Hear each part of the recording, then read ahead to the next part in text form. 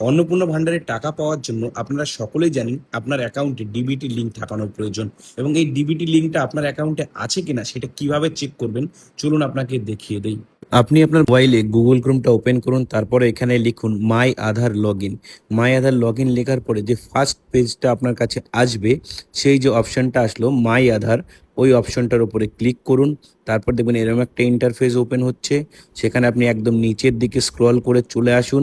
নিচের দিকে আসলে দেখুন আধার সার্ভিস লেখা আছে, এই আধার সার্ভিসের উপরে ক্লিক করুন।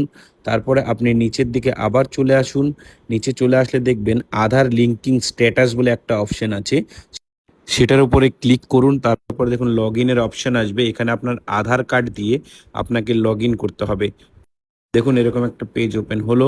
এখানে আপনাকে আপনার আধার কার্ড এবং আপনার ক্যাপচা বসাতে হবে এবং আপনার আধার কার্ডটি যেই মোবাইল নাম্বারের সঙ্গে লিংক করা আছে সেই নাম্বারে দেখবেন একটা ওটিপি যাবে।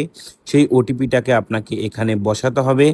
ওটিপি বসানোর পরে তারপরে যে লগ ইনের বাটনটা আছে সেই লগ ইনের বাটনের উপর আপনি ক্লিক করুন। তারপরে দেখবেন এরকম আরেকটি পেজ ওপেন হচ্ছে এবং সেই পেজটায় আপনি একদম নিচের দিকে চলে আসুন। এখানে আপনি দেখতে পারবেন ব্যাংক সিডিং স্ট্যাটাস, ওটার উপরে আপনি ক্লিক করুন। এখানে আপনার দেখিয়ে দেবে আপনার আধার কার্ডটি কোন ব্যাংকের সাথে লিংক করা আছে এবং সিডিং স্ট্যাটাস যদি অ্যাক্টিভ থাকে তাহলে খুব ভালো, আর যদি না থাকে কিভাবে করবেন সেটা আমি পরের ভিডিওতে দেখিয়ে দেবো।